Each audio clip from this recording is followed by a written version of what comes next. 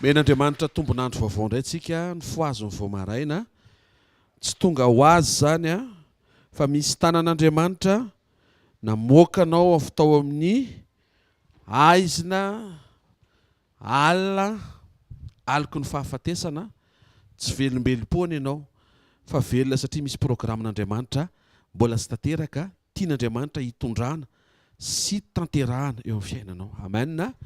Azaleo ny fo maraina misy zavatra tian'Andriamanitra atao fotsiny ao fa sokafo tsara ny fo dia aoka esory hoeto eo amin'ny fanatrehan'Andriamanitra mivesatra le ngidy ohatrany hoe mahatonga antsika tsy tafiarina hitodika hijeriny rapitso fotony hoe azon'le omaly raha toka mety hoe be dia be ny zavatra nitranga tany amin'ny omaly na ihany koa ohatrany hoe omaly tsy miova foana nefa tonga eto amin'ny fanatrehan'Andriamanitra zasy ianao androany maraina afaka hitranga ny zavatra rehetra rehefa tonga eo fotoana hifanenana amin'Andriamanitra isika. Amen. Avao foana tananao dia asio fisaorana hatrany zany foana ary tena zany hatrany zany no ampianaran'Andriamanitra antsika mba hisokatra avy ao anaty hiboiboika ny fankasitrahantsika sy ny fisaorantsika n'Andriamanitra tsy amin'ny zavatra mahafinaritra lalovana ihany fa amin'ny zavatra rehetra izay nitenenin'Andriamanitra fa rehefa miditra ao amin'ny faneken'ny fitiavantsika dia miara-miasa mahasoa zany. Ray tsara indrindra amin'ny anaran'i Jesosy misaotra betsaka ny amin'ny fahatanterahany androany indray ny foazonao vao maraina izay dia nitarianao tamin'ny alalan'ny fanahinao ho tonga soa eto amin'ny sekoly dia eto amin'ny sekoly ny toetra atonga anay anintsy sy anamboatra ny toetra anay mahatonga ny fanatrehanao ho tamana hiasa sy hiara-hiasa aminay. Misaotra ny amin'ny sekoly maraina, misaotra ny amin'ny fanitsiana sy ny fampaherezana, misaotra ny amin'ny herinandro vaovao, misaotra ny amin'ny fiainana tsiraray avy amin'ny anaran'i Jesosy.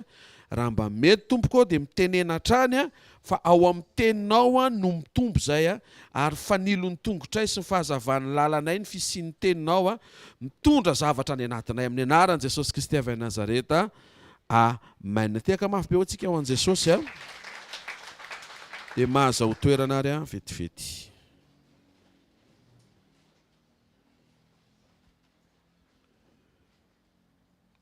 Alleluia.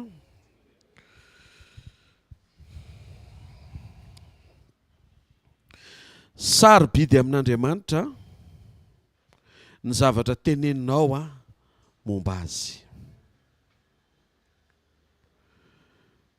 Mety hoe hiresaka manolona ianao momba an'Andriamanitra fa indrindra ny fomba fahitanao an'Andriamanitra isan'andro dia tena arahan'Andriamanitra akaiky. Izy Andriamanitra aminao tahaka ny ahoana ny fomba hitenenanao ny momba an'Andriamanitra, inona ny révélation hitenenanao momba an'Andriamanitra eo amin'ny andavanandro mpiainanao. Ny fahitanao azy ve no teneninao sa ny fahafantaranao azy avy amin'izay voalaza amin'ny Baiboly? Raha ny fahitana mantsy dia mety hoe Andriamanitra ela vao mamaly vavaka. Miainao ve nareo? Raha hijeritsika ny valim-bavaka eo amin'ny fiainanao dia mety hamoaka conclusion ianao hoe Andriamanitra ela vao mamaly vavaka. Ny zavatra hiangaviako aminao dia izao, aza miainga amin'izay fomba fijery diso izay fa mivereno amin'izay voalaza amin'ny Baiboly. Zany ve ny tenenin'ny Baiboly? Fa raha zany ny tenenin'ny Baiboly dia maharetatra amin'ny farany. Fa raha tsy zany ny tenenin'ny Baiboly mba mitsika androany maraina fa izy valim-bavaka androany tsy mahentehaka ao an'Andriamanitra. Sarobidy amin'Andriamanitra ny zavatra teneninao momba azy. Rehefa miatrika zavatra mety heverina fa sarotra ianao dia inona ny teneninao momba azy? Inona ny zavatra mivoaka ho azy avy ao anatinao hoe Andriamanitra rangahy dia inona le toyany? Inona le adjectif? Inona le zavatra hitenenanao momba an'Andriamanitra sy ny fitondrana ianao? Fa raha eo ianao ny diso dia tsy hijoro Andriamanitra satria diso ny zavatra teneninao momba azy. Fa raha eo mitombona ny zavatra teneninao satria manaiky ianao ny fibitsihan'ny fanamasina izay manana ny fanambarana marina momba an'Andriamanitra sy Jesosy dia tafavoaka eo ianao. Miarahany fanamasina fa tsy sarotra zavatra manjoanao eo. Sekoly Fanasitranana androany maraina mahita fanasitrana mahazo aina eo amin'ny fiainantsika tsiraray avy amin'ny anaran'i Jesosy Kristy avy Nazareta. Joba 2:7 ahoana ary zany? Ary soy ary ary se manaraka ny anaran' Jesosy. Atombokontsika eo amin'ny andininy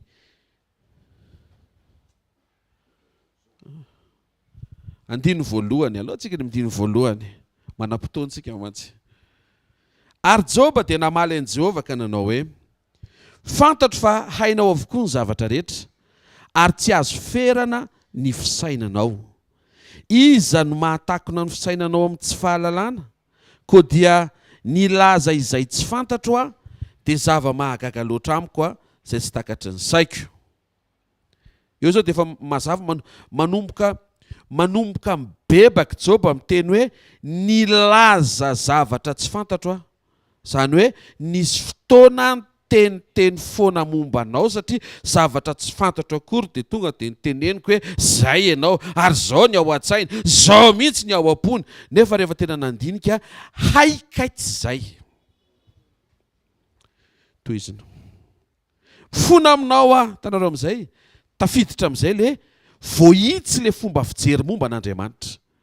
Anisan'ny fanasitrana ilaintsika andro maraina, le aretina eo amin'ny fomba fijerentsika an'Andriamanitra hoe izy eo amin'ny fiainantsika. Izy ve le papijalo be anao tena hoe tsy amela mihitsy anao raha tsy hitomany aloha amin'ny fifaran'ity taona ity? Sao dia mba tsy izay Andriamanitra. Tena akaikinao, sao dia mba tsy izay Andriamanitra hoe. Izy ve le mampitondra mavesatra anao tsy volana? Efa 7 taona mihitsy izay. Tena akaikinao, sao dia mba tsy izay izy hoe. Zay no ilantsika ny manetry tena ho avy eo aminy mba hianatra fa tsy hankina amin'izay heverintsika. Satria izay fanteny fa mifihevitra izy izy, tsy fihevitra reo ka raha vao eo ianao miainga amin'ny fihevitra ao, tonga dia diso eo am-panomboana, na dia mbola tsy miteny akory ianao ary hoe izy Andriamanitra ho anao. Andriamanitra mantsy tena tsara izy, ary tena tsy hain'ny olona zavaina le fahatsarany. Zay mahatonga ny olona mety misalasala ny amin'ny fahatsarana. Andro amin'ny maraina naniraka ito Andriamanitra ilaza aminao, aza misalasala ny amin'ny fahatsaran'Andriamanitra eo amin'ny fiainanao. Tsy mahentehaka ao an'Andriamanitra. Aza faritana amin'ny zavatra nitranga hatreto ny fahatsarany.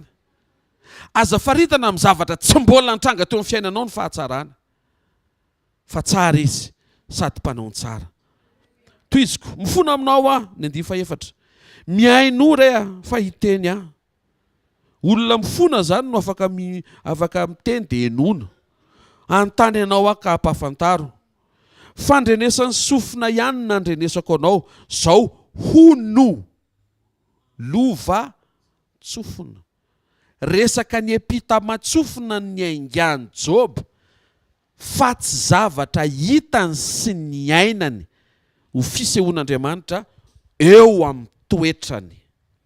Ankehitriny zao kosa dia ny masoko ny mahita anao, ny vizionko mihitsy, ny fomba fijeriko mihitsy zao mahafantatra hoe zao marina ianao. Tena akaikinao, sitranina ny fomba fijery hoe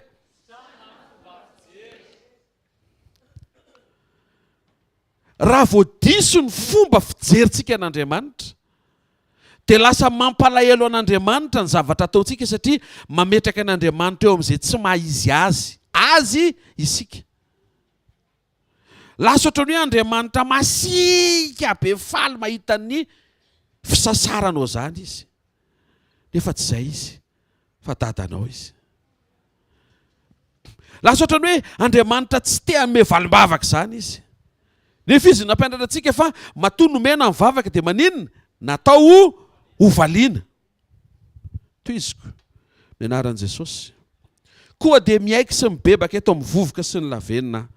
Ny zavatra niova teo amin'ny Joba tamin'ity Joba 42 ity, isan'ny sedrana sy ny zana toetra azy dia ny fomba itenenany ny momba an'Andriamanitra, na ihany koa hoe ny hafatra sy ny message na ny révélation fantany momba an'Andriamanitra sy zarainy momba an'Andriamanitra. Fa maninona ny problema be ny message ny zarainy Joba? Satria Joba mpanan-karena. Dikan'izay izay teneny Joba eo dia ho eken'ny tapaka sy namana, ny sahirana sy ny fianakaviana rehetra, ary ny fokon'olona, satria eny ambava ampanana le vava. Nareo ve tsy maharemarika fa raha vao olona sahirakirina amin'ny teny fahamarina tsisy mino? raha vao mpanan-karena amin'ny teny lainga dia mindolo ny rehetra. Zay ny problème an'Andriamanitra tety satria efa nomeny le arena fa diso le message. Alohany anomezany arena na dia tsy mamaika azy zany, tian'Andriamanitra ho maro toerana aloha ny message. Fa tsy hoe efa ho avy ny fotoana ho mpanambe ianao dia hiteniteny foana. Teneno akaikinao, alohan'ny tanana hoe a. Gagany hoe manina le tanana, le mahazo an'le zavatra e, alleluia. Teneno akaikinao, alohan'ny tanana hoe a. Eo amin'ny vava aloha. Alohan'ny vava hoe a, eo amin'ny maso aloha. Eno tsara. Rehefa sitranina ny fomba fijery dia miova ny fomba fiteny, zay vao azon'Andriamanitra antoka fa afaka asiana zavatra eny tanana. Tsara ho anao ty taona ty. Tsara ho anao ty taona ty. Satria tian'Andriamanitra isy le fomba fijery diso ny arahanao taminy hatramin'izay. Misy zavatra diso be dia be, mbola zay foana izirizirianao, zao Andriamanitra, zao Andriamanitra. Andriamanitra amin'ny 12 taona vao mamaly vavaka. Après-midi vao misy miracle. Amin'ny alina eo amin'ny 7 ka hatramin'ny 7 sasany eo no tena misy valim-ba. Finina fotsiny zany ty fotoana maraina ty raha ataonao raha taona sariva ralina daholo vao maly Andriamanitra. Azaferana amin'ny zavatra ohatr'izany Andriamanitra. Azaferana amin'ny zavatra ohatr'izany Andriamanitra. Ny mametra an'Andriamanitra dia fo sy toetra mahatonga le fomba fijery eo amin'izay le izy. Fa maninona ny fijery ny diso satria misy toetra tsy mety. Dia hanimba zavatra iny raha vao tsy sitranina aingana. Satria manomboka tsy mahita zavatra tsara ianao. Tokantrano ohatra, asa. Manomboka mampimonimony ty asa ty koranga mitsaferika nefa tamin'io mbola tsy nisy Andriamanitra raha sa nomenao asa. Io fa omeny le izy. Mampimonimony indray le asa. Misy toetra tsy milamina ao, mahatonga ny fijery tsy milamina, mahatonga le vava tsy milamina. Le tsy milamina rehetra mihitsy andro maraina ny tian'Andriamanitra alamina. Raiso zay lamina zay amin'ny anaran'i Jesosy. Misy zavatra ho tatahana eto. Lamina.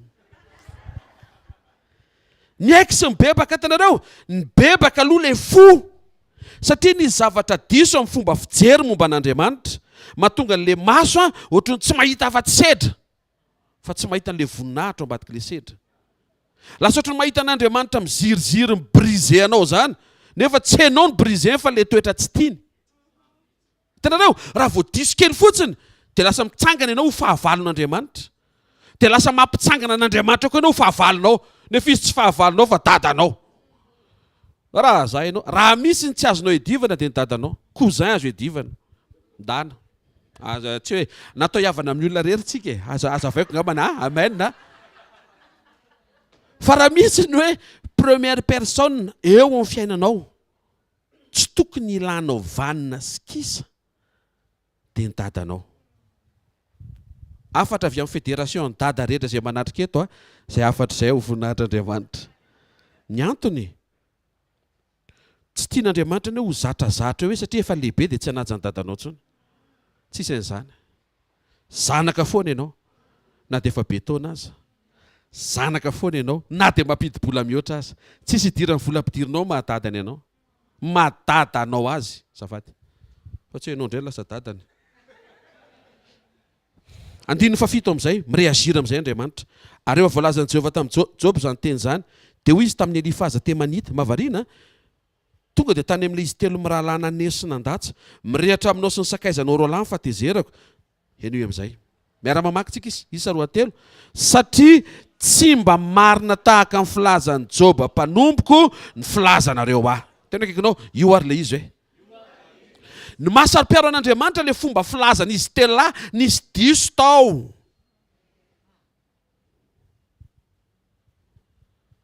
Ny zavatra tsy mitombona. Mamaritra ny zava-misy dia mitsara an'Andriamanitra hoe mahatonga n'io problème amin'ny fiainana io Andriamanitra mihitsy manafay anao. Toy izay Andriamanitra tsy manafay azy fa mizatoetra azy ka tsy izany ka posikolongany. Dia izy tela moa tsy maheno satria efa izay le raha vao ratsy toetra dia tsy maheno feo tsara tsiny ianao raha vao ratsy ny fonao. Soa Job fa mbola teo ary mbola afaka ny récupéren'Andriamanitra. Tentenen'i Job amin'izay ny zavatra diso izy ny fomba fijeriko mombanao. Toy izay Andriamanitra hoe izay mihitsy le marina. Fizy telo mitsamo reto misy zavatra diso ny tenenina. Tonga dia tonga avy teo misy diso ny tenenareo mombana. Aza mifanao an'izany amin'ny fomba fiteny hafa. Aza manendrikendrika an'Andriamanitra amin'ny maha tsy mahizy azy kosa. Ny fahatezerako izy dia eo aminareo telolahy satria tsy marina ny filaza, tsy marina mitovy amin'ny filazan'ny Joba mpanomboka ny filazanareo Oviana ary no marina io filazantsika momba an'Andriamanitra io rehefa miaraka amin'ny fanamasintsika. Satria ny Saint-Esprit nomena mba hirevele antsika hoe izy Andriamanitra teo amin'i Jesosy. Zany hoe na io fahamarinam-panambarana teny ambavan'i Joba io ary dia mbola tsy ampy. Fa ny tena vrai fanambarana momba an'Andriamanitra rehefa tonga Jesosy. Rehefa tonga Jesosy dia zao no teneniny sasany ray dia iray ihany. Zaho izy tsy manao na inona na inona ankoatran'izay hitako ataony raiko. Inona tiany Jesosy teneniny? Raha te hahafantatra an'Andriamanitra nareo aza miaino Moïse. Fa misy diso ny teneniny Moïse. Moïse zao rehefa niteny hoe zao ny tenenin'i Jehovah, tsy tiany ny fijangajangana. Ry vehivavy. Satria lehilahy izy. Zay mahatonga le hoe ny vehivavy tratra mijangajanga ny toram-bato. Fa ny lehilahy mijangajanga hanarina. Fa manina to dia tsy ampitovianao. Toy izy Andriamanitra hoe manampy siry zoky zany dia tonga amin'izay Jesosy nanintsy. Zao ny ao am-pon'Andriamanitra. Halany no fitsangajangana. Raha sendra mivilana amin'ny masonao ka tafajery vehivavy ianao, ilazy eo amin'ny sainao fotsiny dia efa kontiny mijangajanga ho adinina ho isan'ny fahotana iainana. Zay mahatonga an'Andriamanitra ny teny teo amin'ny fiangonana tendrombohatra ny fiovantare, montagne de la transfiguration, Matthieu 17, izy no enoy, nefa teo Matthieu Elisy Mosesy. Zany hoe teo Andriamanitra ny teny amin'izay hoe ampy izay ilay niaingana tamin'izy miralava, bon, na zahoana zavatra tsara ihany nampiasana azy fa tia le tena authentique mba tsy ho diso ny fomba interprétenao hoe izy Andriamanitra. Nanomboka teo amin'izay, raha faly Jesosy dia ohatr'izay zany mahafaly an'Andriamanitra. Raha tezitra Jesosy, zay zany mahatezitra an'Andriamanitra. Raha mitomany Jesosy, zay zany mampitomany an'Andriamanitra. Dikan'izay tsy miandry rehefa tonga any an-danitra ianao vao halala hoe inona mampitomany an'Andriamanitra, fa mamaky Baiboly ianao dia mijery hoe inona mampitomany an' Jesosy dia misokatra ny ao anatinao manomboka mahalala hoe ay ty mampitomany an'Andriamanitra, tsy ho ataoko zany. Ny tanjona anie tsy hoe zao mampifaly an'Andriamanitra, zao mampitomany azy. Alleloia. Dino ny ataonao? Tsy hoe fatarina fa iainana. Ny favalo naran'i Jesosy. Konkehitriny, maka vatotrombo lafito sy ondro lafito anareo, makanesa eo amin'ny Joba mpanomboko, manatera fa natotradorana ho anareo, Joba mpanomboko ny fona ho anareo, izy no ankasitrahako. Toa dia mitongilana be fotsiny, izy rangano ankasitrahako nareo tsy alehany. Fa matoa mampifona dia raisika any nareo. Dana manery tena aloha, le nanaovana vava no hivavaka ho anareo. Andriamanitra ny tena izay fa tsy hoe safidy nisy tela. Andriamanitra tsy ny tena hoe dana mitady pastera. Izy Andriamanitra, le pastera anaovanao vava, izy no hivavaka ho anao. Dia ahoana ke niverena nisy telahy teo amin'ny Joba? Ahoana Joba? Salama tsara. Herinandro vaovao dia ahoana? Ahoana? Mba aseka hoe afaka hivavahana zany ve? Ohatrany tsy maintsy misexcuse sa ahoana? Tsy voatery hoe mandohalika fa mba misexcuse kely aloha. Ohatrany tsy mety hoe mifanena avy any dia tonga dia ohatrany hoe mody dinatsita le izy. Ohatrany tsy maintsy manety tena zany sa ahoana? Vita le fanetretena. Joba tsy niteniko hoe hitako eo zany, izy efa mandray directive koa, tonga dia mivavaka ho an'izy telahy. Zareo amin'izay ne message le izy. Ny fomba ny fampizarana zareo momba an'Andriamanitra nisy diso. Na ny nisy telahy na ny Joba, ambarapatonga amin'ny fotoana ny Joba 42 satria niditra amin'izay Andriamanitra nanao intervention.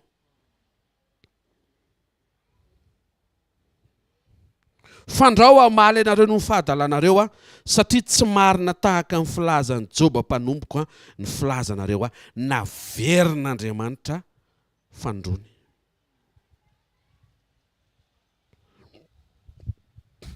Tandremo ny fahafantaranao an'Andriamanitra fa sarobidy amin'Andriamanitra hoe izy eo imasonao. Alleluia. Raha mijerytsika ny fomba nandefasan'Andriamanitra afatra ho amin'ny fiangonana ao amin'ny boky ny apokalipsy zany hoe fiangonana farany afatra ao amin'ny fiangonana dia afatra manintsy afatra. Apokalipsy toko voalohany dia voalohany ka hatramin'ny faharoa aminaran'i Jesosy. Ny fanambaran'i Jesosy Kristy izay nomen'Andriamanitra azy mba hasehony amin'ny mpanompony izay zavatra tsy maintsy tonga faingana ary naniraka ny anjeriny izy hanambara amin'ny Jaona mpanompony izay nanambara ny tenin'Andriamanitra sy ny filazanan'i Jesosy Kristy dia ny zavatra rehetra izay efa hitany. 7 sambatra izay manaiky sy miaino ny tenin'ny faminaniana ity ka mitandrina izay voasoratra tao anatiny fa hatombotra ny andro. 9 Jaona mamangy ny fiangonana. Inona le amangina ny fiangonana? Afatra manintsy, afatra diso efa nizarainy fiangonana. Mahasarika an'Andriamanitra le izy. Tsy ao amin'ny anaran'ny fiangonana le izy hoe fiangonan'i Jesosy Kristy enjana be mpanao fahagagana sady tena mpamonjy amin'ny koiza lava be moa zany zay. Tsy ao amin'le anarana fa ao amin'le mesazy. Inona le toriana ao amin'le trano fiangonana. Mahasarotiny n'Andriamanitra hoe izy Andriamanitra eny ambavanao. Tena kaikinao, izy Andriamanitra eny ambavanao hoe. Rehefa le miatrika andavanandro ianao hoe. Sy rehefa le mitoroteny ianao hoe. Tsy kiretiny hoe samy miatrika daholo e. Fa izy Andriamanitra eny ambavanao eo pietrehanao le anjaranao androany maraina io. Izy. Andriamanitra ny rapitso izy aminao. Sa Andriamanitra ny omaly. Sa Andriamanitra ny androany izy ho anao. Fa reo ianao miteny hoe ho avy ny fotoana amaly ahy izy. Dia eo ianao androany fa rapitso izy zany vao amaly. Mety. Vitanao ny aina androany tsy amaly tsy. Vitanao ny aina ny androany tsisy mivaliny avy aminy. Nefa fiteninao zay. Tsy ndray androany izy ny amaly anao fa androany. Afaka mamaly anao izy. Fa ahoana pasteur amboary ny toetra ary. Sao dia ao amin'ny toetra ela voamboatra mahatonga le ndray androany ohatry mandeha foana. Ndray androany. Tonga ndray rapitso ndray androany reto a. Tonga amin'ny laribity. Tonga sao teo amin'ny sekoly ianao. Ndray androany ianao io. Tsoka ny trompety. Po. Ndray androany ianao. Tsy ndray androany ka. Amin'ny fotoana andrenesanao teny. Afaka mandray décision ianao. Tompo. Sokafo kely ny atao anatiko fa sao dia misy diso ny fomba fijeriko anao. Dia lasa miziriziry tsika zao rangahandriamanitra. Nefa ianao ny diso teo amin'izay dia lasa heverinao fa zay Andriamanitra. Za tena mahita mihitsy Andriamanitra io a. Ataony marary mihitsy avy tava verina eo aminy. Sao dia tsy zay izy. Sao dia tsy zay izy. Fa za mahita fa tsy zay izy. Satria rehefa tonga Jesosy tsy niteny Jesosy hoe Petera, namadika ianao, marary aloha ianao vao miverina. Rehefa sendra kofony efa ialainy Petera vao hoe tompo hiverina aminao a. Ary zay vao niteny Jesosy hoe hitanao amin'izay ny maharatsy ny miala amiko. Zany ve? Tsy zany ka. Ataoko ty ary zay marary tonga teo. Ataoko ty ary zay marary tonga teo aminy na marary endry na marary dala na rehefa tonga eo hitany fotsiny mampalahelo fa marary dia sotranina. Zany Jesosy. Fa natongavany tsy hanasitrana fa hamonjy. Fa mba ho taitra ny olona fa vitany mamonjy dia nataony aloha ny fanasitranana. Fa ho anao izay tonga eto ny mahamaika an'Andriamanitra tsy hanasitrana anao. Fa tian'Andriamanitra ho azo antoka aloha fa vovonjy ianao. Ahoana ny tokony famonjena? Toetra. Tsy asan'Andriamanitra. Satria raha voasan'Andriamanitra dia noho ny amin'ny asa indray zany mahatonga anao hoe za pasteur tena tonga dia tena bataiko za rery ny seza rehetra. Dia ianao mieritreritra fa zay ny hamonjy anao ve? Ny entan'izao toy izao rehefa mibatain'i Jesosy dikan'izay tsy ny seza batainao mihitsy ny havonjy anao tsy mahentehaka ho an'Andriamanitra. Tsy zay mihitsy ka. Ny vonjena maimaimpona ianao fa ianao mila mitahiry sy miazona amin'ny fiainana mandrakizay. Ahoana ny fiazonana amin'ny fiainana mandrakizay? Io manoto io ve fiainana mandrakizay azonina ary? Anangefa fanontaniana. Nomenanao fiainana mandrakizay, ao anatinao fiainana mandrakizay, hozy izy ny Baiboly, azony le izy. Ianao mandainga io ve miazona zany ve? Anange le fanontaniana amin'izay. Tsy miazona zaniko, ianao ary mandainga zaniko. Dia aza mandainga. Io kizitiny io ve miazona? Tsy miazona ny fahakizitinana. Kalma tsara fotsiny aza misenerve. Misy solution foana ny zavatra rehetra. tsy ny olona no ampiaranao ny tsy fahazakanao ny pression. Mianatra malemy fanahy amin'ny fotoana rehetra, mandevitra, manetry tena, tian'Andriamanitra. Nananatra ny fiangonana Jesosy dia ny fiangonany andro farany ary nanome révélation momba azy mba ho averina ny révélation izay misy diso hitenena ny fiangonana momba azy. Taony milaza hoe manan-karena izy, tonga Jesosy nanitsy, ianao mitefa manan-karena, ianao fa za mahita fa mahantra ianao. Misy fiangonana teny tao, zay Jesosy tena mahantra, Jesosy, ianao mahita anao mahantra, za mahita fa ianao manan-karena. Tanao misy zavatra itsina. Satria zany le hoe fiangonana manan-karena zany a, toy Andriamanitra, io ny tena mahantra.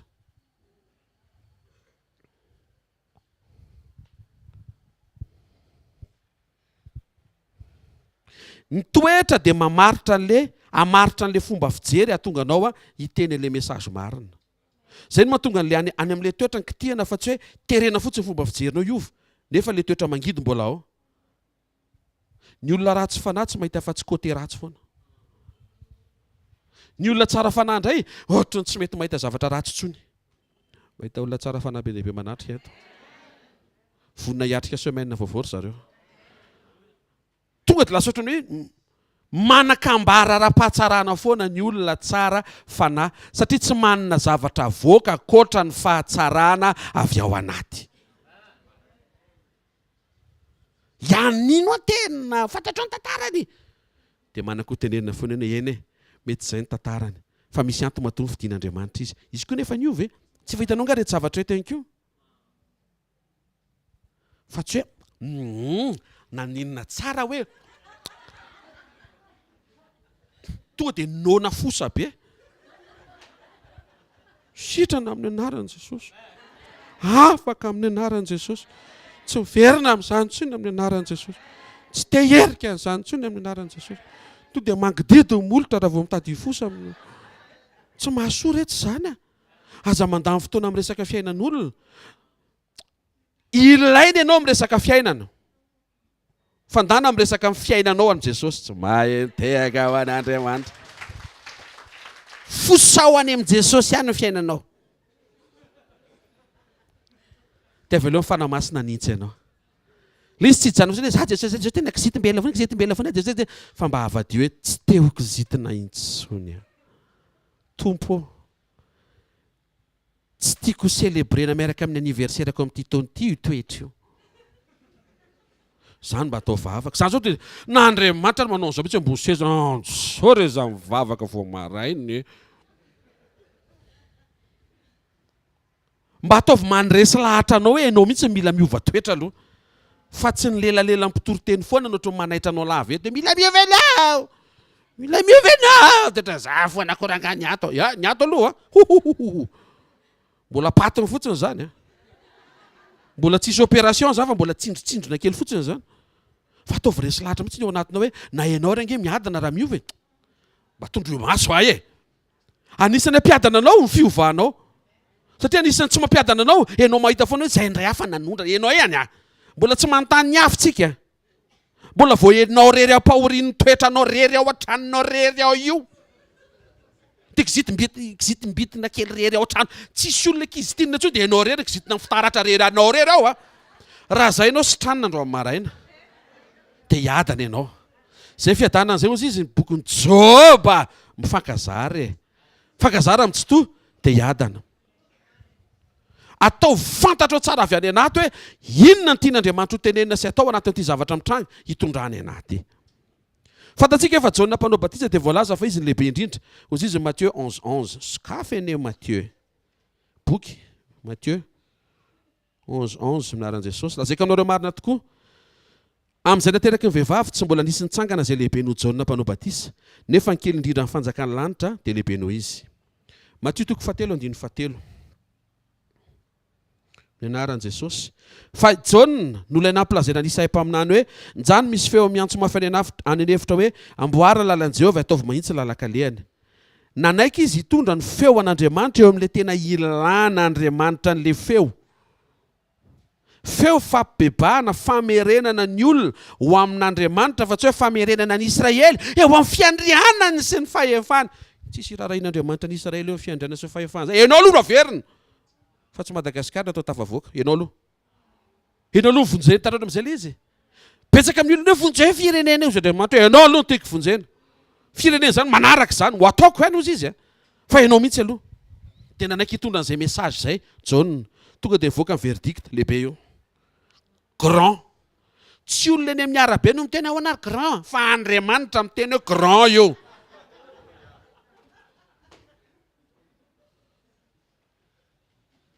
Ny fahalebiazana eo amin'ny message. Ny fahasari-piarin'Andriamanitra eo amin'ny message. Famangin'Andriamanitra fiangonana eo amin'ny message. Amangin'Andriamanitra anao andro maraina, ahitsy io messagenao io. Aza asiana correcteur automatique ny messagenao miaraka amin'ny tompo fa diso io avy eo. Le rehefa manao SMS MP dia to dia mitsatsainka le telefônina. Lasa le izy vaika teniteny foana ny lasany. Fa sofa sampiara-manompo dia azafady raha lafa diso ity no tiako tenenina. Zay fa tratran'izany ka. Aza asiana zay fa avereny tsara. Inona zany teneniko momba an'Andriamanitra zany? Rariny ve zany? Rehefa tsy rariny dia aza tenenina dia ahitsy io ao anaty misy diso zany fomba fijerinao momba an'Andriamanitra izay tianao. Alleluia. Misy message be dia be izay ilainao. Anaky 1, 2, 3, 4, 5. Anaky 5 izy reto. Azonao raisina amin'ny fotoana rehetra izy ireo fa hitondra vokatra samihafa. Ary hanampy anao amina circonstance samihafa. Misy ny message ny farany. Misy ny message ny fiverenan'i Jesosy. Misy ny message ny fitsanganan'i Jesosy tamin'ny maty. Misy ny message ny androany. Misy ny message ny nafatesan'i Jesosy. Voray ve? Vous avez fini? Message ny farany. Message ny farany tsy mitovy amin'ny message ny fiverenany. Ny message ny fisiany farany dia atonga ny olon'ny finoana voalaza ny Hebreo 1:20, fa ny olon'ny finoana dia mahafantatra fa mpivahiny izy eto ambonin'ny tany. Ny message ny farany dia manampy anao hijoro amin'ny androany satria fantatrao fa voalohany misy ny farany ary faharoa mety ho androany ny farany. Mampaninona sao zay vao tena zao androany ny farany dia ina zao ny reno ato ny fonao any? To dia renao mitsy tsy anao tsinitsinina ty androany ty. To dia miseho le izy. Fa raha teneniko anao hoe afaka rovolina ny tompo vao tonga mba mariny e. Matahotra mitsy isy olona ary mba andeha hanandrana ty zavatra ty amin'ny semaine amboniko efa ho avy dans 2 mois izy ho avy a. Ty mbola tsy nandramako. Message ny farany. Tena akaikinao. Raha misy ny fanombohana hoe dia tsy maintsy misy ny farany hoe. Ny zavatra natomboka rehetra dia tsy maintsy faranana. Zay mahatonga mpitory-teny 2:12 manambara. Mpitory-teny 2:12 mpitory-teny 2:12 ao e, anaran'i Jesosy. Ary rehefa re zany rehetra zany dia zao ny farany ny teny. Andriamanitra no atahory. Te hitomba ny fahatahoran'Andriamanitra ve ianao? Allo mba ataontsika mavitrika e. Te hitomba ny fahatahoran'Andriamanitra ve ianao? Androany ny farany.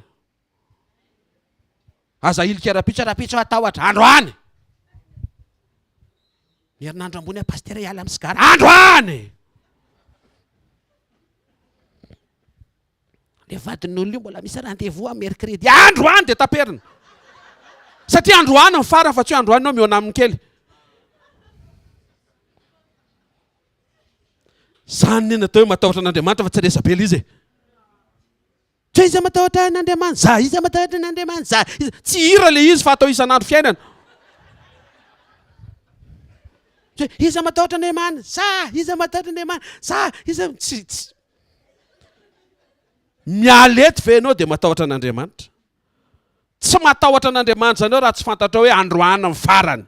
Misy ifandraisany le izy. Zay no ilana ny message ny farany. Ampijoro anao amin'ny fotoana rehetra tompo tsy hanao kolikoly azy zao. Satria androany farany.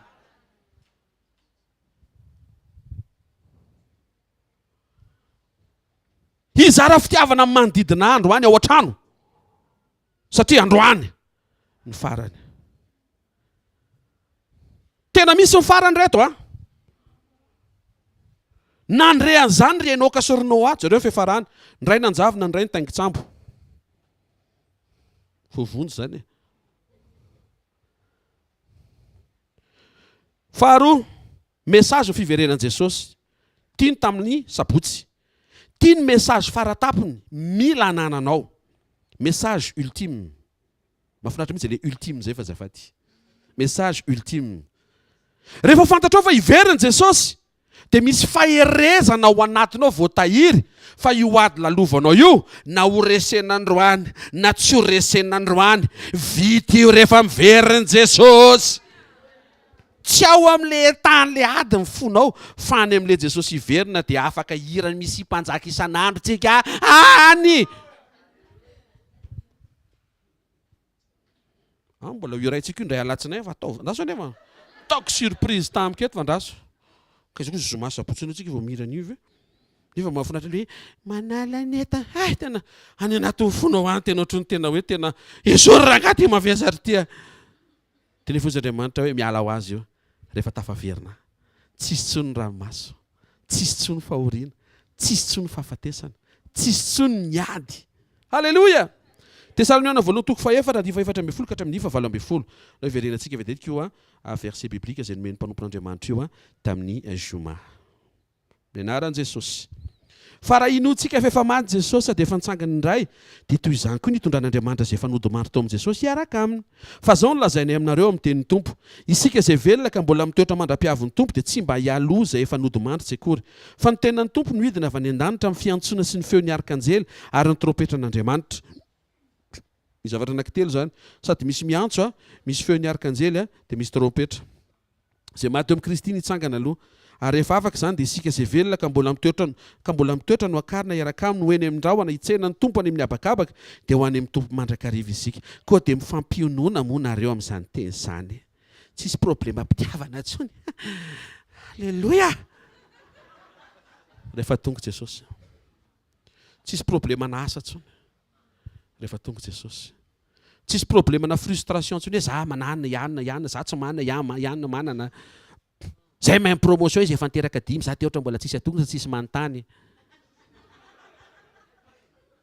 Tapitra zany rehefa tonga Jesosy. Ary tokony hamelona fanantenana ianao amin'ny fotoana rehetra fa hain'Andriamanitra ataony mitondra izay anjara amin'izay tokony ho anao amin'ny fotoanany vitan'Andriamanitra aza misalasalany amin'izany.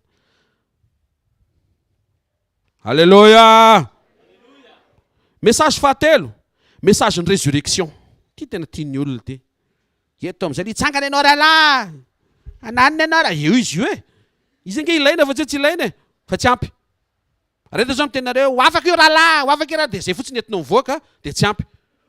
Satria mila mitandrina ianao androany fa tsy hoe rahalahy sy ranabavy eto fotsiny tafavoaka. Tsy ianao tafavoaka fa ianao mijoro. Amen.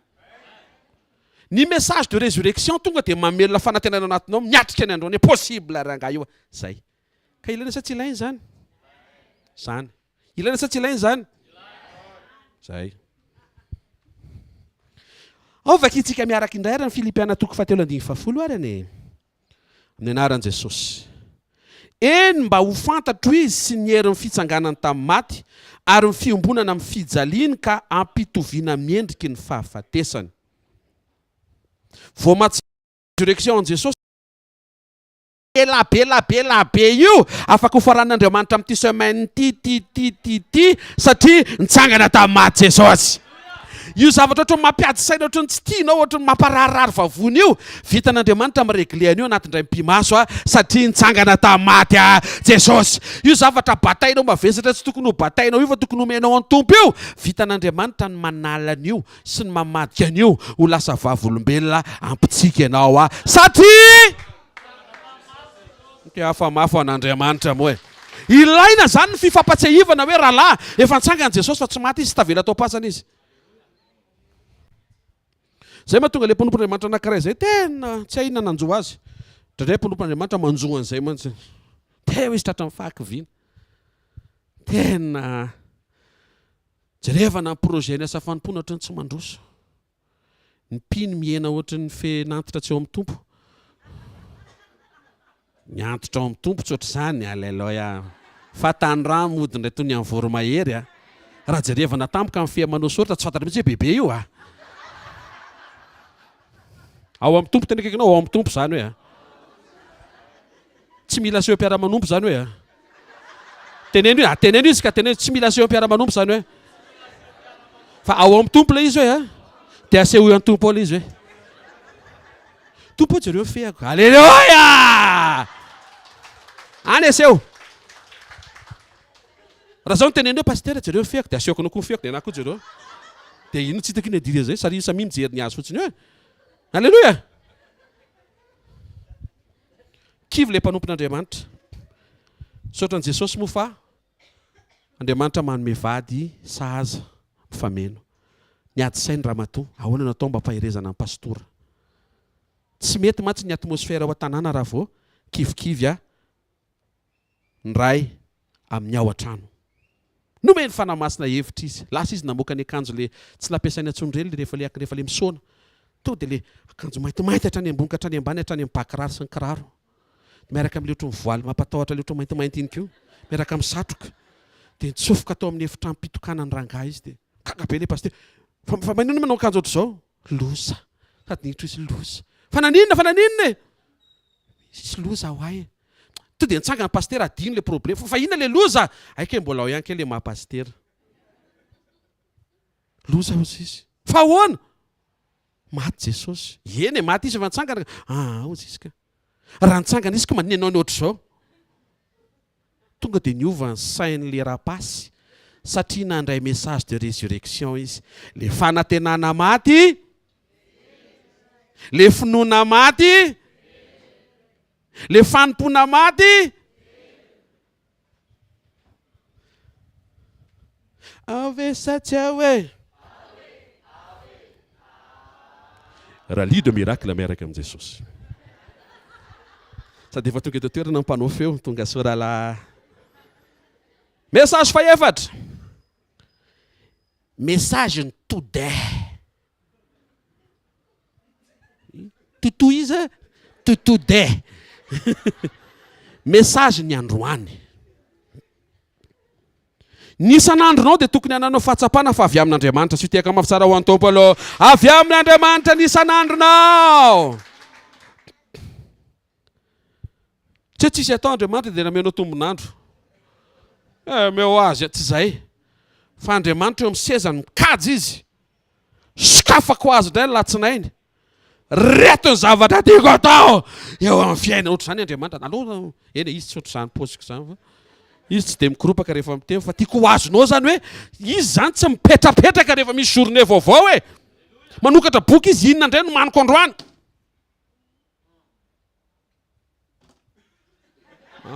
zafady ohatry mampafanina le Baiboly dia miteny Jehovah avaozinao maraina famindraponao sy ny fiantranao ary ny fahatsaranao dikan'izay vao maraina Andriamanitra dia mahitanao vaovao be toy ny tsy nanao ninninina miaraka amin'ny planina be dia be ao am-pon'Andriamanitra indray hoe androany tsika mianaka reto no ataoko reto no asehoko reto no omeko reto no ovaiko reto ny zavatra ho asehoko inao vaovao maraina ngaman tsy hamonjy sekoly androany fa aloha manao zay manem direct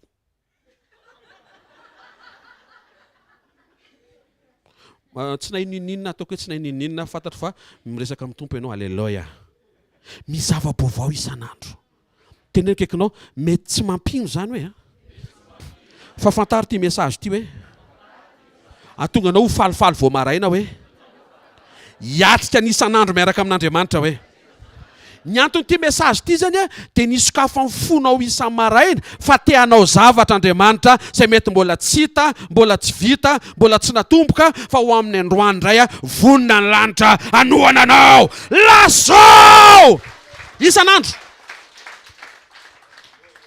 raha mivery eto raha pisy maraina ka mbola mahazo micro dia mbola veriko izay androany indray reto misy izay foana io fa tsy jour férié noho ny amin'ny jour férié androany zany ty ohatra ny tapaka ny seza ilan'ny tompo dia taraiky teo mpanamboarina an'izay izy ka izay rehetra tonga eto ialana tsiny fa mitohana kely ny valim-bavaka androany fa misy lalana amboarina tenenina akaikinao tsy misy mahasakana an'Andriamanitra hoe anao zay tiany androany hoe raha misokatra isan'andro hoe mifonao amin'ny fifaliana hoe et j'insiste le fifaliana mety ho gaga ianao fa Andriamanitra tena tsy manomboka mihitsy raha tsy mitsika aloha ianao, raha tsy mifaly aloha ianao. Eo nareo mianaka, aza vela hoe nareo mianaka ome vao maraina amin'ny fifaliana tompo wow androany ray anatenanao Andriamanitra manavao ny famindram-pony sy ny fahatsarany sy ny fiantrany. Avereny hoe isa maraina misy famindram-po vaovao be, fanatrehan'Andriamanitra vaovao be. Zay eo sao dia mbola misy momandray amin'le valotsaiko teneniko eto. Tsy ho azonao ny asarobidiny présent zao raha tsy fantatrao ny fisian'ny présence de Dieu miaraka aminao sy manampy anao. Fataro fa miaraka aminao Andriamanitra, misy zavatra tokony ataonareo mianaka zany androany. Le izy pasteur ohatrany efa elany ilay izy natomboka fodra mbola tsy vita asio briky fotsiny androany. Kalma fotsiny, asio briky anankiray indray. Mety anankiray tsy maninona. Rapitso apio fanondrony indray. Fa na hoelana ho aingana vita io. Fa ny problème za tsy hanao tsony. Ino mihitsy le sitranina andro maraina. Tena kaikinao tsy hanao tsony inona hoe mandroso ao amin'i Jesosy hoe toizina mivavaka manolo tena. Teneno izy betiziny tsy atao tsony hoe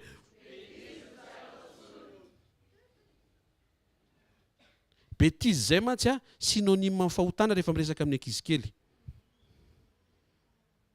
Rehefa teneno le péché tsy azo zany. On va pécher aussi. Fa raha vao manomboka mitsangana amin'ny teny hoe bêtise tonga dia azo ny tsara. Fantatra zay vocabulaire zay. Ka miresaka amin'ny zanaky ny tompo eto io bêtisenao io ajanony. Tsy mahasoa ny androaninao io. Tsara ny androany anie. Baiboly dia miteny ozy izy ny boky ny Salamy 118 ty androany nomenao ty ozy izy dia iraviravonay aminao. Planin'Andriamanitra ho amin'ny androany zany mba hifalianao amin'Andriamanitra androany. Tena kaikinao misy zavatra ampifaly anao avy amin'Andriamanitra androany hoe voalohany hoe mifanatrehany hoe dia faharoa hoe zavatra ho ataony hoe tsy mahentehaka ao an'Andriamanitra. Zao le izy rehefa miteny hoe zavatra ataony dia to dia misokatra ny saina hoe toetrako avoaka aloha.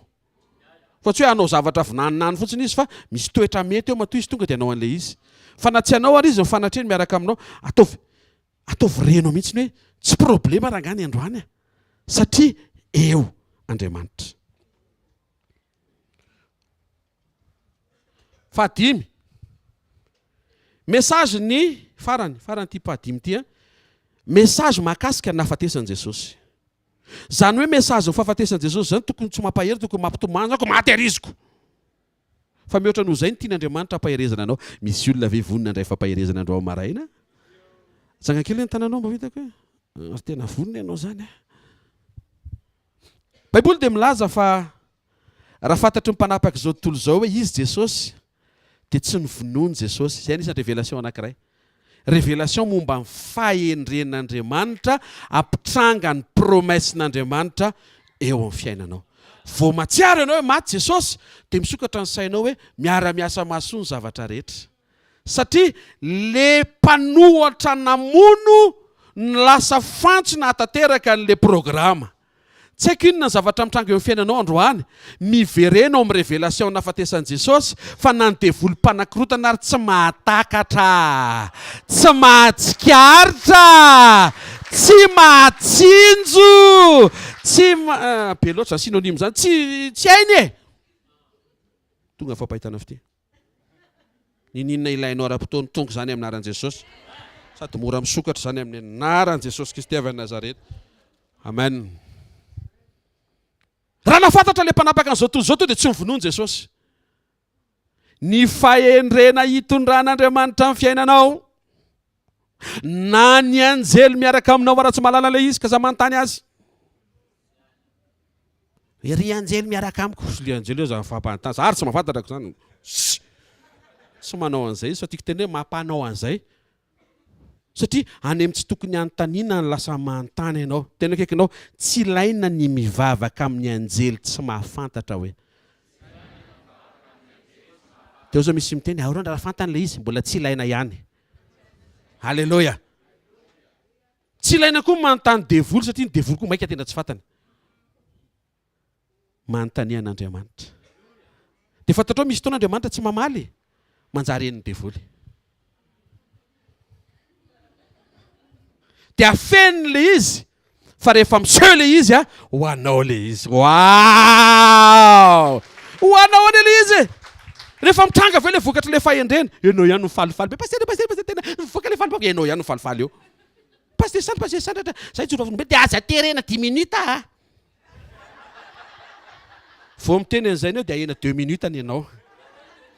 Noho ny amin'ny fifandaminana. Fa hitranga le vavolombelona. Vao mahatsiaro ianao nahafatesan'i Jesosy dia tonga ao anatinao ny fahatsapana hoe ndry tsy takatry ny fahavalo akory ny lalany hitondran'Andriamanitra ny zanany atateraka amin'ny programany. Raha eto ianao manana fiainana ohatry ny tsy tazy anazavana azy, ohatry ny sady tsisy lohany, tsisy rambony, ohatry tsy fantatra mihitsy hoe makaiza maninona misaora an'Andriamanitra, mankasitra azy, amboary tsara ny fiarahanao amin'ny Tompo, amboary tsara ny toetra, fa tsy ho takatry ny sainao io ny fahendreny hitondran'Andriamanitra amoakanao any amin'ny vavolombelona. Ozy dadanay zay vita. Tsangana tiako tenenina. Teny akaikinao. Sarotiny amin'ny message Andriamanitra hoe. Le aveny ambavanao hoe. Le ampiasainao isan'andro hoe. Le ho anao le. Dia le ho an'ny hafa hoe. Misy ifandraisany amin'ny toetra iny hoe raha vao ratsy ny toetra hoe dia ratsy ny fijery dia diso ny message hoe misy anankidimy le izy ilainao averivedeka dia hivavaka tsika. Le voalohany message ny farany to dia mampijoro anao satria fantatrao fa misy ny farany ary mety ho androany ny farany. Dikan'izay tsy hanao adaladala ianao androany, tsy miandry rapitsa ianao vao iova fa to dia fanapa-kevitra zao maraina izao satria fantatrao fa androany ny farany. Ilainy zany satria te ahita ny fijoroanao Andriamanitra. Taovy amainina mafy tsara. Le message faharoa dia message momba amin'ny fiverenan'i Jesosy. Ity no ampahery sy hitahiry ianao satria fantatrao fa le ady lalovanao androany na andresy eo ianao na mbola tsy mandresy ianao androany hifarana io rehefa hiverin'i Jesosy. Ilainao mahafantatra an'izany.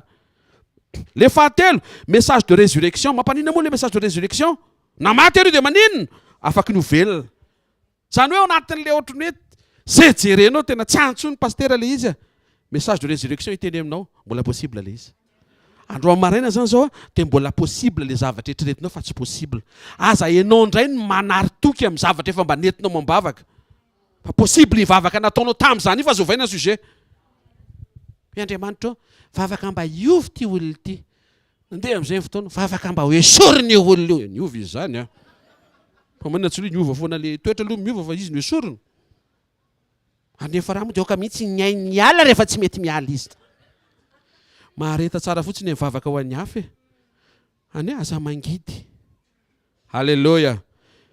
Message de résurrection to dia mamelona fanantenana anatinao hoe avec Dieu tout est possible. Tonga dia misokatra possible. Ny olona efa miteny nareo efa tara ny dossier na possible io. Lazarosy dossier efa maty nampidirina 4 jours tany anaty tiroara navoakan'i Jesosy sakafo tiroara. Tena kaikinao misy zavatra possible miaraka amin'Andriamanitra hoe le eo amin'ny fiainanao iny hoe. Message fahaefatra hiatrehanao ny androany. Tena tsy tian'Andriamanitra ianao hiatrika ny androany kolakola reraderaka ohatry ny olona le tsy fantatra andeha ho aizy ireny nefa ianao manana Jesosy. Raha misy zany tokony ho velontsika vao maraina dia ny zanak'Andriamanitra. Satria fantatrao ty révélation ty fa isan'andro manomana zavatra vaovao Andriamanitra. Tena kaikinao isan'andro hoe ohatry ny tsy mampino hoe fa manomana zavatra tsara Andriamanitra. Vaovao be foana izy isan'andro hoe. Teneno izy ao le tsy nitranga omaly hoe fa ao le prévu androany mihitsy hoe tsy mahenteka ho an'Andriamanitra. Aza vela izy zavatra mafan'izany anatin'ny sainao fa zany ny Andriamanitra ao. Ary farany ny fahafahan'Andriamanitra manefa ny promesse nomeny taminao dia ao amin'ny fahendrena mifanaraka amin'le hoe navela novonoana mihitsy Jesosy Dia ohatry ny hoe oay nefa Andriamanitra amintsika alefaso io mihitsy le lalana.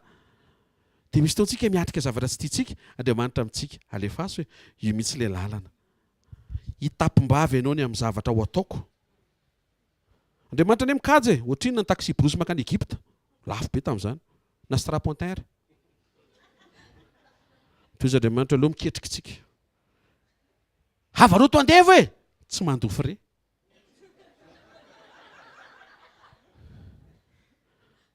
Azonareo amin'izay ve ilay izy? Hozy rahalahy Joseph, baibay nofinofy. Andriamanitra miaraka amin'ny Joseph miteny hoe merci zalahy fa lasa l'Egypte izy. Amaly fitianareo amin'ny fotoanany. Tena ekenao mba azo fitsikitsiky moa e. Tsy manary ianao zany ane Jesosy nao e. Teneno izy, fizany teny fa rery ianao e. Tsara nety hitony ty hoe. Araka le nitenenino hoe. Ary ny toetranao koa hoe. Teneno izy, tsara amin'izay hoe a. Dia makany amin'ny tsara kokoa hoe a. Dia makany amin'ny tsara indrindra hoe. Raha marina aminao tena sitehaka mafitsara ho an'Andriamanitra. Zay mihitsy ny tiako hoe ahofafay amin'izay ny tananao dia afa-dio vavaka amin'izay izay fifaliana be zay. Indray to tsisy ny tabatabatsy hoe atao vavaka. Saotra Andriamanitra ao.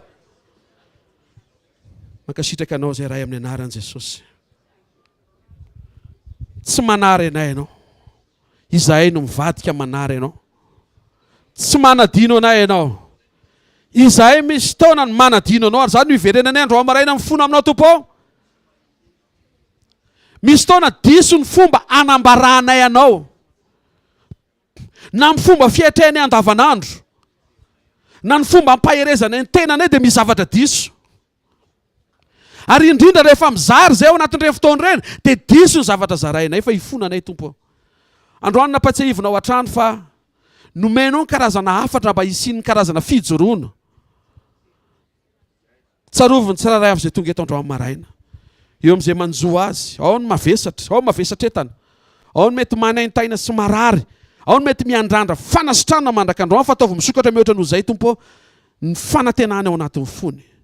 Ao ny manana olana heverina fa mety sarobahana, mety ho aretina heverina fa tsy sitram-panafody. Androany maraina izay miverina mankasitraka sy misaotra anao. Andriamanitra ny mesazy ianao. Andriamanitra ny fampaherezana ianao. Andriamanitra ianao. Ary na amaly ianao androany maraina na tsy amaly dia Andriamanitra foana ianao. Fa fantatra kosa anefa fa izay tonga eo mifanatrehanao, tsy avelanao hiala maina. Tsy antso foana ny taranaka Jakova eo mifanatrehanao ianao. Ary izay manantona anao dia fanambaranao fa tsy mba lavoko mihitsy. Ary efa niteniko ianao fa na inona angatanareo amin'ny anarako dia ataoko izany. Ty fotoana maraina ty fanombohan'ny herinandro. Ataovy misy fisokafana indray ao anatin'ny fony zanakao tsirairay avy sy nisy tokantrano. Izay rehetra manahirana tompo entina eto anatrehanao androany mba ho isan'ny taperina amin'izao ora sy fotoana izao. Ho an'izay marary Jesosy satria sekoly fanasitranana ty fotoana nomenao maraina ity. Ataovy misitraka ny fanasitranana feno avy aminao. Satria nisy ny fotoana nanekenao ho kapohana faran'izay maivay sy fanaintainana anasitranana anay. Manonona fanasitranana amin'ny anaran'i Jesosy eo amin'ny fiainanao. Na inona mamparary, mampanaintaina, mampitaraina anao. Androany maraina no anambarana amin'ny anaran'i Jesosy. Fa tapitreto izao io aretina io ary tsy miverina intsony amin'ny fiainanao. Satria tsy nambolen'ny ray eo amin'ny fiainanao io dia Jesosy izay tsy nambolen'ny ray koa ongotana amin'ny anaran'i Jesosy. Ongotana io aretina sy fototra aretina loharana aretina io ritra io amin'ny anaran'i Jesosy Kristy avy Nazareta. Sitrana ianao hatrany tapindokatra ny paladis amin'ny anaran'i Jesosy Kristy velona masina sy manan-kery avy Nazareta. Amin'ny anaran'i Jesosy. Amen. Mahazo toerana vetivety ary anao fanatitra ho fankasitrahantsika an'Andriamanitra. Antaniny akaikinao, sava ve ianao e? Tokony sava hoe amen na. Ireo mesazy ireo tadidio tsarovy dia afaka entinao mamakivaky ny fiarahanao amin'Andriamanitra. Ao ny mesazy manambara ny fisian'ny farany. Tonga dia mampijoro anao eo. Tsy adaladala tsy ianao vao mahafantatra misy ny farany. Tonga dia mijoro tsara ianao. Dia izay fijoroanao izay mampety ny fiarahanao amin'Andriamanitra. Tsy tena hoe mampisy valim-bavaka fa mampety fiarahanao amin'Andriamanitra. Aza mijoro satria misy valim-bavaka andrasana. Mijoro foana na mbola tsy tonga le valim-bavaka fa tsy nohony amin'le valim-bavaka fa nohony amin'le mpamaly vavaka no hijoronao. Message ultime momba fiverenan'i Jesosy hitahiry ianao hatramin'ny farany. Rehetra mitady desamora sy ny finoanao na renao mihitsy ohatra mipatinina eo amin'ny fiakarana ho any amin'ny hoavin'ny tena fandresena sy voninahitra dia saintsainy ndry hifaran'izao rehefa iverin'i Jesosy. Manana fanantenana fa tsy maintsy hifaran'izao rehefa iverin'i Jesosy. Message momba résurrection moa dia hanokatra ny ao anatinao fa possible ny zavatra rehetra. Pasteur, le dossier tena efa morony eno e. Lazarosy koa ne morona tsangana. Izy tena mihitsy ary moro mihitsy to dia nitsangana tamin'ny maty. Mbola possible ny kahanao. Pasteur, izy ne nofinofatra mbola kely. Mbola possible hoa. Nisy nofinofinay mivady tamin'izay vonirosy tamin'ny tokantrano mbola tsy tonga ny ankizy. Avy eo izay nofo izay fa mbola vitan'Andriamanitra mirealiser an'izay. Tsy han'ilay problème amin'ilay message de résurrection. Amen na. Message atrehanao ny androany tena kaikinao tsara ny androany hoe. Satria avy amin'Andriamanitra ilay androany hoe. Amen. Tena kaikinao atreo tsara ilay androany hoe. Fa hifarana tsara io androany io hoe. Le farany teo amin'ny nahafatesan'i Jesosy mihitsy no namantarana fa tompony fahendrena ary fahendrena faratapony ny Andriamanitra ao izay mitondra ny fiainanao ohatra n'izay fahendrena izay. Aza atao mantera zany izay nitrangatra eto fa misy Andriamanitra mikontrôle ao ambadika ao mamadika an'ireny ho tonga testimony ijoroana amin'ny zoma sy sabotsy mampifaly an'izay pasteur misy volom-bava izay hoe wow, nisy témoignage indray androany. Amen. Da tsika hitsangana hisaotra ny tompo ary. Misaotra ary amin'ny anaran'i Jesosy ny amin'ny sekoly, sekoly avy aminao. Ianao no nampianatra any miaraka teto, misaotra ny amin'ny teny, misaotra ny amin'ny teny fahamarinana, ny marina avy aminao no manafaka ny tsy handevo. Misaotra ny amin'ny teny fiainana, mamakivaky ny taolana ny tsoka sy ny anatinay. Hatrany tampidodrika hatrany Paladi dia miasa amin'ny fanahinao. Manova ny fonay, manova ny fijerinay, manova ny fiteninay sy ny fisainanay. Misaotra zavatra be dia be tsy takatry ny saina androany novainao sy navozinao naverinao tamin'ny laonina nampatsiahivinao. Misaotra ny amin'ny sekoly, misaotra ny amin'ny faherezana sy ny fampaherezana, amin'ny fantsiana, misaotra ny amin'ny famindram-ponao vaovao. Amin'ny anaran'i Jesosy Kristy velona masina sy manan-kery avy a Nazareta. Amen. Tonoina ny tsodrano marina aminao. Terinandro ty amin'ny anaran'i Jesosy Kristy Tompo. Manambara aminao Tompo. Indro izao mbanao mandrakariva. Ambara-batonga ny fataperan'izao tontolo izao. Zay fomba an'Andriamanitra izay anokatra lalana, andrava ny sakana, anongotra an'izay tsy namboleny, atateraka ny isan'andro izay hifalianao eo amin'ny fanatrehany. Zareo amin'ny fahasoavana amin'ny anaran'i Jesosy. Fa ny fahasoavan'Andriamanitra ny matoy izao ary ny fahasoavan'Andriamanitra ny matoy izao anareo. Amen. Aza tiany sekoly tsika raha pitso maraina raha mbola afaka ianao.